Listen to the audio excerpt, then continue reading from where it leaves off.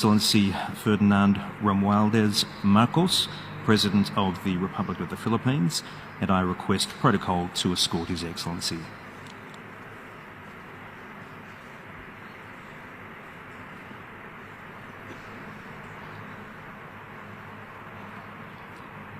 On behalf of the General Assembly, I have the honour to welcome His Excellency Ferdinand Marcos, President of the Republic of the Philippines, and to invite him to address the Assembly.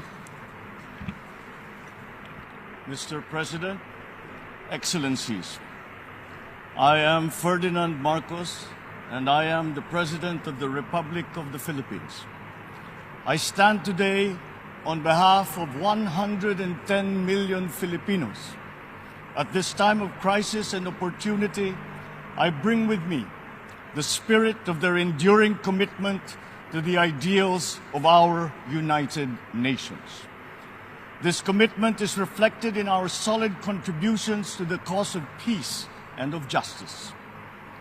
By shepherding the Manila Declaration of 1982, we helped affirm that differences should only be resolved through peaceful means.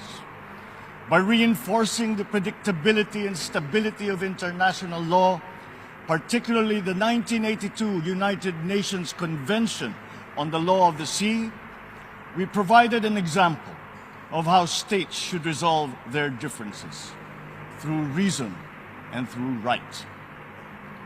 These two contributions provide useful guidance for our time, for amidst challenging global tides, an important ballast stabilizes our common vessel. That is, our open, inclusive, and rules-based international order that is governed by international law and informed by the principles of equity and of justice.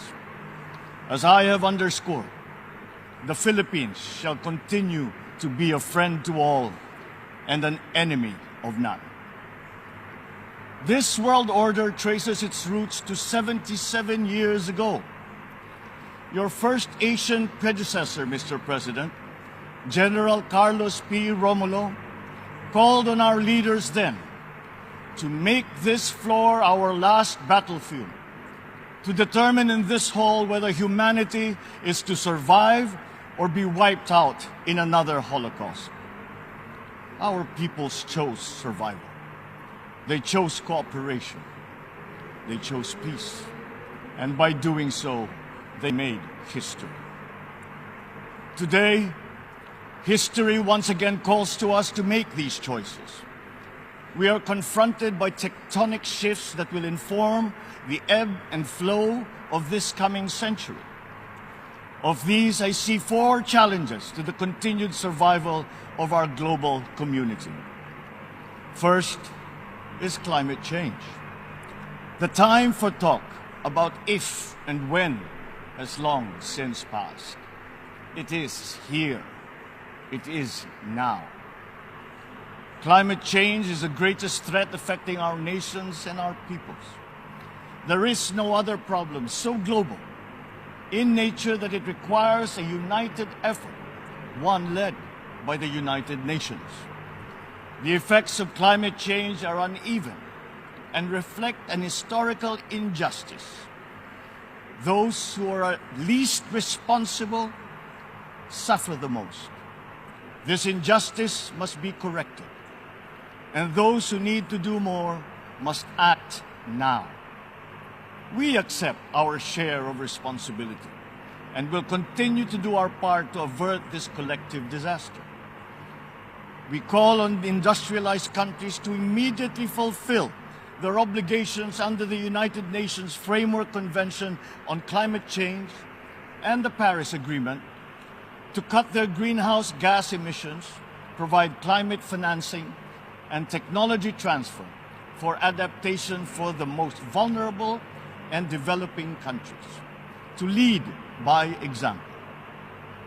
We look forward to concrete outcomes at the Conference of Parties in Egypt later this year. When future generations look back, let them not ask why we did not take this opportunity to turn the tide. Why'd we continue in our profligate ways until it was too late? This threat knows no borders, no social class, nor any geopolitical consideration. How we address it will be the true test of our time. Second, the development of advanced technologies is rapidly transforming human life and experience. We still barely understand how these transformations are unfolding and where they are leading. The imminent diffusion of these emerging technologies could solve many of our old problems. Investments in education are key, and my administration is prepared to make such investments.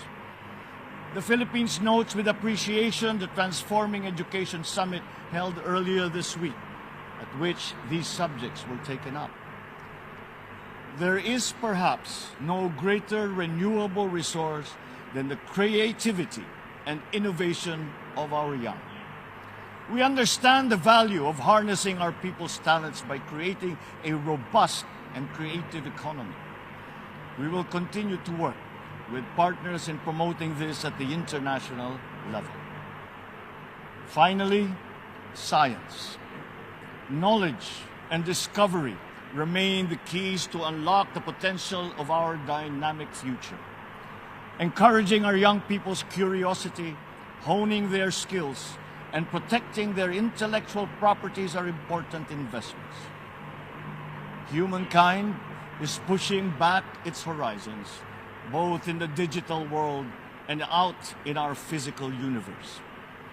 Access to these domains is an inalienable right of all nations, as are peaceful uses of all existing and emerging technologies.